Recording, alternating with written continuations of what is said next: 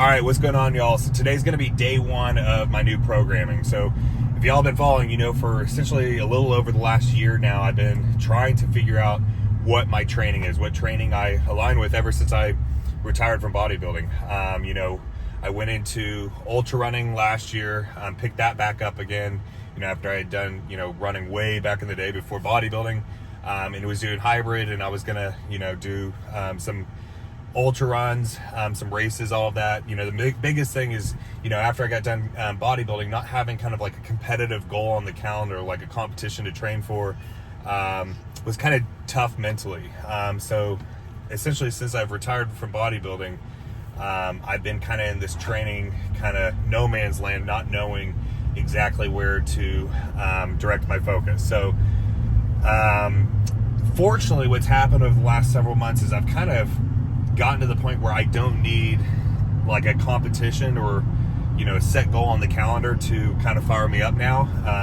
I've gotten back to where I just enjoy training hard again, and all that. And now what I've kind of come up with over the last week, I spent all last week basically like writing out my new program, and writing out a program that actually like really fired me up. So, you know, from the running times last year, you know, I figured out, you know, running is not something that's going to fire me up anymore. And I'm totally good with that.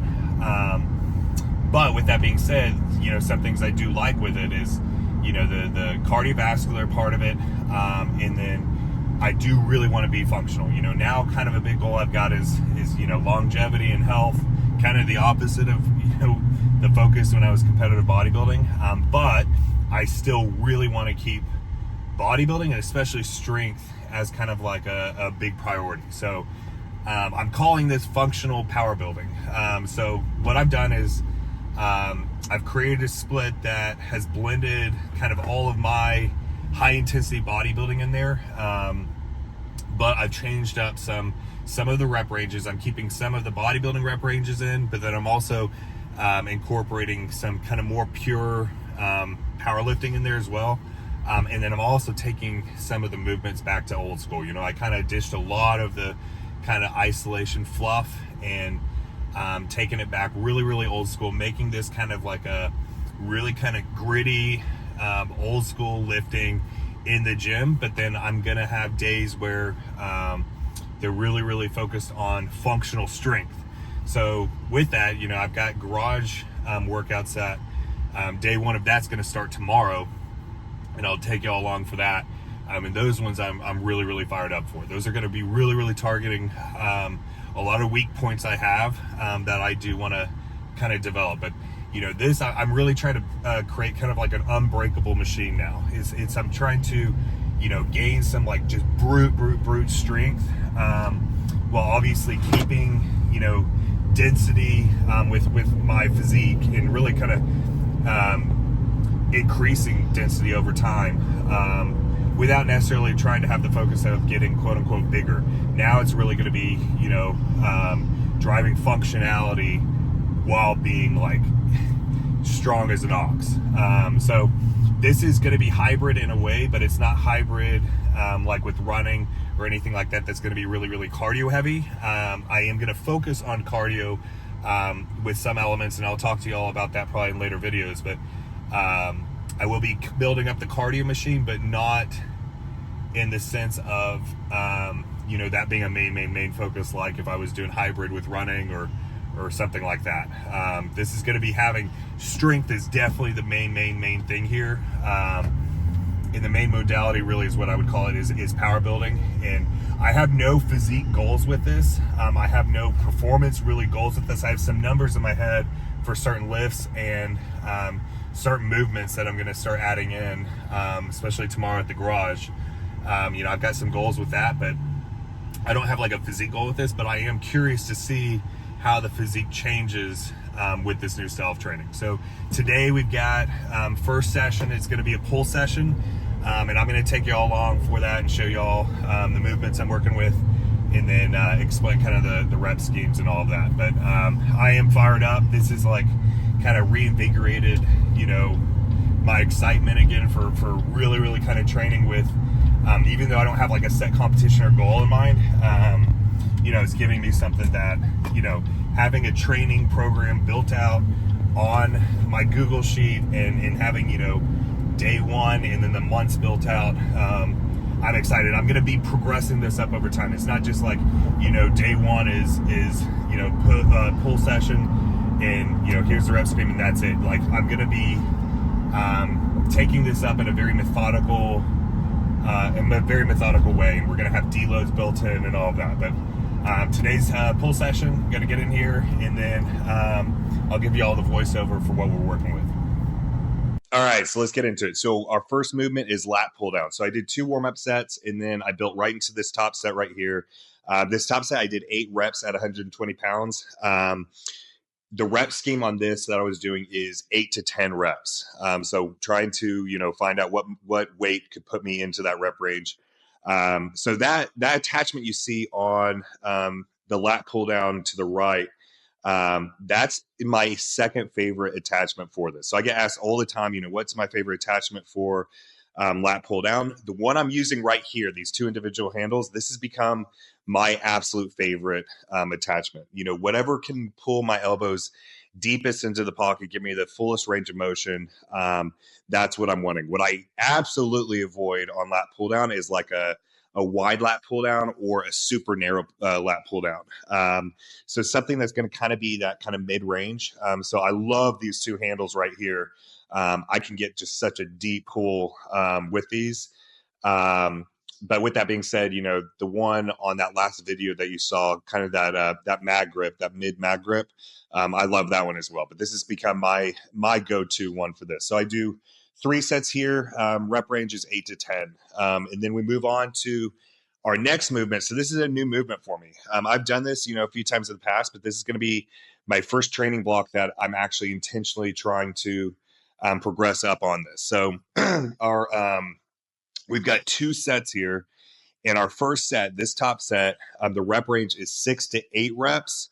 And then the back off set, the rep range is going to be 8 to 10 reps. So you can barely see it, but what I'm trying to do is I'm actually trying to get a dead stop with the bar at the bottom.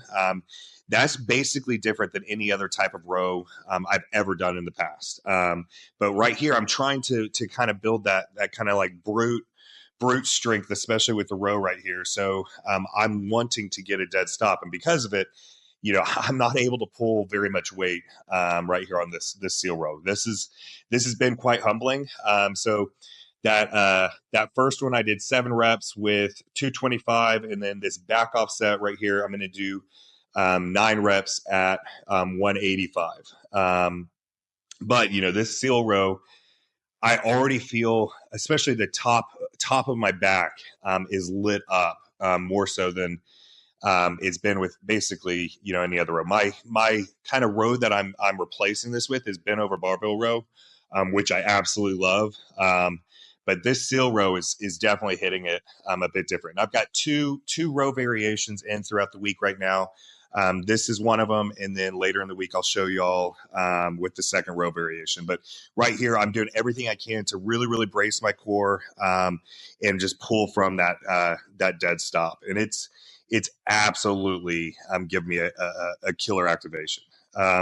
So then right here now, our next movement, we've got rear delt flies. I went from bodybuilding, doing a lot of reverse pec deck, but me personally, I feel like my rear delts have, one, gotten a lot stronger, but then B, gotten a lot meatier from just using, old school dumbbells on this rear delt fly. So I do 3 sets here. The rep range on all 3 of these is 8 to 12 reps. So I'm just going to, progress up in this rep range. The first set I did 11 reps at 45s.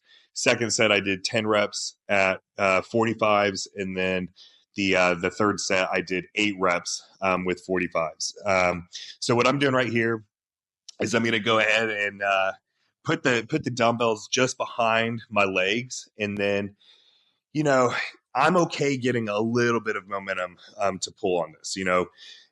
Where I found this to be pretty beneficial is being able to actually pull quite a bit of weight. And coming from doing like really, really strict reverse pec deck, I'm okay with a slight bit of momentum here to just be able to kind of pull some extra weight. And I had a pretty nasty pump after doing all 3 of these sets. Okay, so now we're moving into one of my all-time favorite movements, but this is something that during this training block, I'm really intentionally trying to progress up with, and that's plate-loaded shrugs. So I do 3 sets here. The rep range on all 3 is going to be 8 to 10 reps.